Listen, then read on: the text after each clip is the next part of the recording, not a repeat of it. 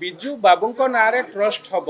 ଏମାନେ ଓଡ଼ିଆ ଓକିଲ କି ଓଡ଼ିଆ ଚାର୍ଟାର୍ଡ ଆକାଉଣ୍ଟାଣ୍ଟ ପାଇଲେ ନାହିଁ। ସତ୍ୟ ବାହାରିବା ପୂର୍ବରୁ ନବୀନ ବାବୁ ଆଉ ମୁହଁକୁ ବନ୍ଦ କରି ରଖିପାରିଲେ ନାହିଁ। ନବୀନ ବାବୁ ଆପଣ କ'ଣ କଲେ? ଆନନ୍ଦ ଭବନ ବେଳେ ତ ଡେଙ୍ଗୁରା ବାଡ଼େଇଲେ, ସାରା ଓଡ଼ିଶା 4.5 କୋଟି ଓଡ଼ିଶା ଲୋକ ଜାଣିଲେ। କୌଣସି କଥା ଗୋପନରେ ରଖି କଲା ଭଳିଆ ए ट्रस्ट को तैयारी कले कहीं आपण मैंने नीरव रही काम कर राज्यसभा सांसद भाव पठेले से होचंती ए ट्रस्ट रो आजीवन सदस्य बाबू ना ट्रस्ट कर दलीय व्यक्तित्व भल व्यक्ति पाइले ना यही 3 जन आजीवन सदस्य केवल यही ट्रस्ट अच्छी ना भारत वर्ष में आउ केते ट्रस्ट अच्छी ताहा मध्य नवीन बाबू क्लियर करंतु आपण ए ट्रस्ट विषय संपूर्ण विवरणी ओडिशावासी की दिंतु आउ बहुत दिन हो गला आउ अंधार रखंतु नहीं a trust Biju Naveen inspirational trust को बहुत लुचेबा को चेष्टा करिसें नवीन बाबू निजे एवं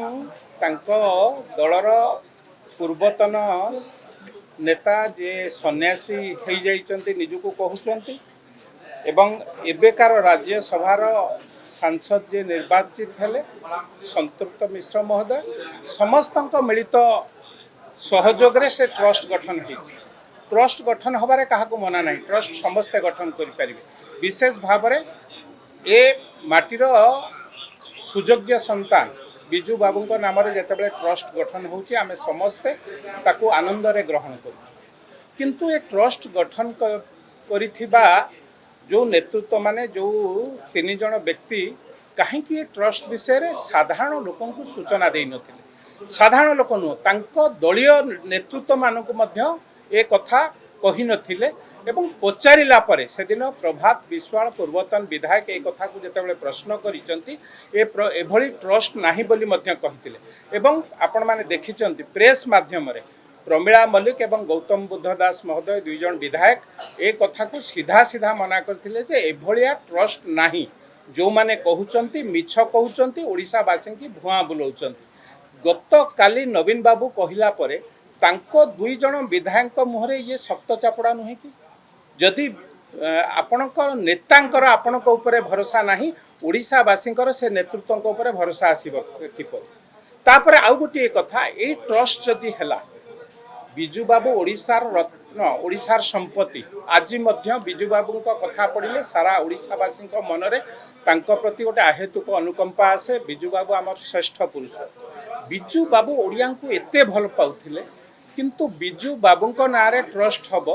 एमाने ओडिया वकिल कि ओडिया चार्टार्ड अकाउंटेंट पाइले नहीं से तमिल परामर्शदाता से बाहर चार्टार्ड अकाउंटेंट बाहर वकिल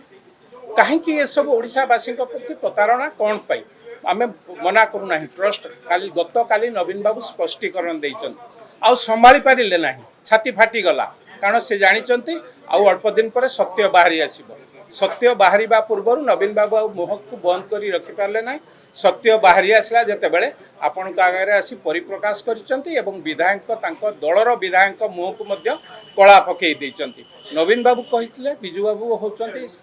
ए जातिर संपत्ति से तांको नारे जहाँ हम आनंद भवन मध्य दान कर आमे तो अशेष अशेष धन्यवाद देबू बिजू बाबू नारे जोठी जोठी प्रॉपर्टी अच्छी राज्य सरकार को ना को आसू राज्य सरकार तांको विभिन्न जगह म्यूजियम हो विभिन्न जगह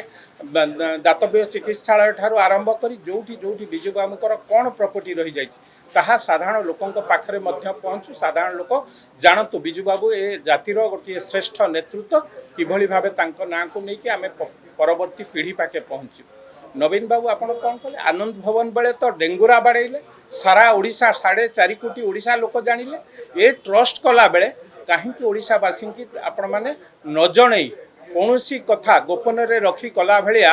ए ट्रस्ट को तैयारी कले आज प्रश्न तेणु ओडिसावासी आम समस्त प्रश्न कहीं आपण माने नीरव रही काम करुले कहीं ओडिसावासी की जणई नथु सेही भली भाव में ए ट्रस्ट रे 3 जन आजीवन सदस्य रहउछन 3 जन आजीवन सदस्य जी जहाँ को आपण परामर्श रे सन्यास देइछन्ति से होचन्ति आपण ए ट्रस्ट रो केवल आजीवन सदस्य आउ जन व्यक्ति किए जहाँ को बिजू जनता दल एते कार्यकर्ता पुराना कार्यकर्ता थाई सत्ते आपण माने नगद नगद आसीथिबा संतृप्त मिश्र को जहाँ को राज्यसभा सांसद भाव पठेले से होचन्ति ए ट्रस्ट रो आजीवन सदस्य आउ जन ट्रस्ट सदस्य किए जी आपणकर एडवोकेट जनरल थिले ଅତୀତ ରେ ବହୁତ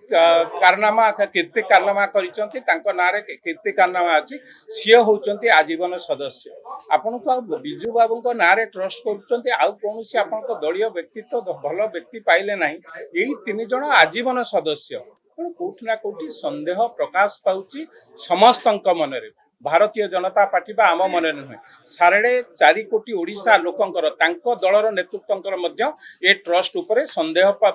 ପ୍ରକାଶ ପାଉଛି ଆଜି ସେ ସନ୍ଦେହ ଆପଣ ନବୀନ ବାବୁ ଯଦି ବା ଉତ୍ତର ଦେଇଛନ୍ତି ଅଧା ଉତ୍ତର ଦେଇଛନ୍ତି ଧାଡ଼ିକିଆ ଉତ୍ତର ଦେଇଛନ୍ତି ଯାହା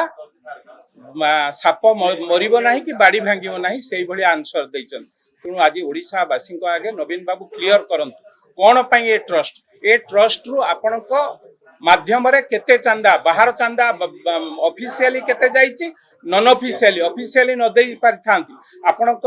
ବିଜୁ ଜନତା ଦଳକୁ ଆସିଥିବା ଚାନ୍ଦା କିଭଳି ଭାବେ ତାକୁ ସେ ଟ୍ରଷ୍ଟକୁ ଟ୍ରାନ୍ସଫର ହବ କେବଳ ଏଇ ଟ୍ରଷ୍ଟ ଅଛି ନା ଭାରତ ବର୍ଷରେ ଆଉ କେତେ ଟ୍ରଷ୍ଟ ଅଛି ତାହା ମଧ୍ୟ ନବୀନ ବାବୁ କ୍ଲିୟର କରନ୍ତୁ ଓଡ଼ିଶାବାସୀଙ୍କ ପାଖେ ଆପଣ କେବଳ ନବୀନ ବାବୁ ନୁହନ୍ତି ଆପଣ ହଉଛନ୍ତି ପୂର୍ବତନ କେନ୍ଦ୍ରମନ୍ତ୍ରୀ ଆପଣ ହଉଛନ୍ତି 24 ବର୍ଷର ମୁଖ୍ୟମନ୍ତ୍ରୀ ଆପଣ ହଉଛନ୍ତି ଏ ସରକାରରେ ବିରୋଧୀ ଦଳ ନେତା ଆପଣଙ୍କୁ ଜବାବ ରଖିବାକୁ ପଡିବ ଯଦି ଚୁପ ହେଇକି ବସିବେ ଓଡ଼ିଶାବାସୀ ଆପଣଙ୍କୁ ଚୁପ ରଖିବାକୁ ଦେବେ ନାହିଁ ତେଣୁ ସିଧାସଳଖ ପ୍ରଶ୍ନ ଆପଣ ଏ ଟ୍ରଷ୍ଟ ବିଷୟରେ ସମ୍ପୂର୍ଣ୍ଣ ବିବରଣୀ ଓଡ଼ିଶାବାସୀ କି ଦିଅନ୍ତୁ ଆଉ ବହୁତ ଦିନ ହେଇଗଲା ଆଉ ଅନ୍ଧାରରେ ରଖନ୍ତୁ ନାହିଁ ସମ୍ପୂର୍ଣ୍ଣ ବିବରଣୀ ଦିଅନ୍ତୁ ଓଡ଼ିଶାବାସୀ କି ଏଇ ଟ୍ରଷ୍ଟ କାଳେ ଖୋଲିଯିବ ତା ନାଁରେ ବିଧାନସଭାକୁ ଯୋଉ ବନ୍ଦ କରୁଛନ୍ତି ସେ ପ୍ରକ୍ରିୟା ମଧ୍ୟ ଆମେ ଜାଣିପାରୁଛୁ ଆପଣ ବିଧାନସଭା ଆସୁନଥିଲେ ଏବେ କିଭଳି ଭାବେ ବିଧାନସଭାକୁ ବନ୍ଦ କରାଯିବ ଆପଣଙ୍କ ବିଧାୟକଙ୍କୁ ଉସ୍କଉଛନ୍ତି ଏବଂ ନିଜେ ମଧ୍ୟ କାଳେ ସାହସ ପାଇବନି ରାଜ୍ୟସଭା ଇଲେକ୍ସନରେ ହାରିଛନ୍ତି ସାହସ ପାଇବ ନାହିଁ ନିଜେ ମଧ୍ୟ 10 ମିନିଟ୍ ବସୁଛନ୍ତି ଆମେ ଅଶେଷ ଧନ୍ୟବାଦ ଦେବୁ ଆପଣ ପୁରା ବସନ୍ତୁ ବିଧାନସଭାରେ ତେଣୁ ଲୋକମାନଙ୍କର 4.5 କୋଟି ଲୋକଙ୍କର ଜାଣିବାର ଅଧିକାର ଅଛି ସେ କଥା ଲୋକଙ୍କୁ ଜଣାନ୍ତୁ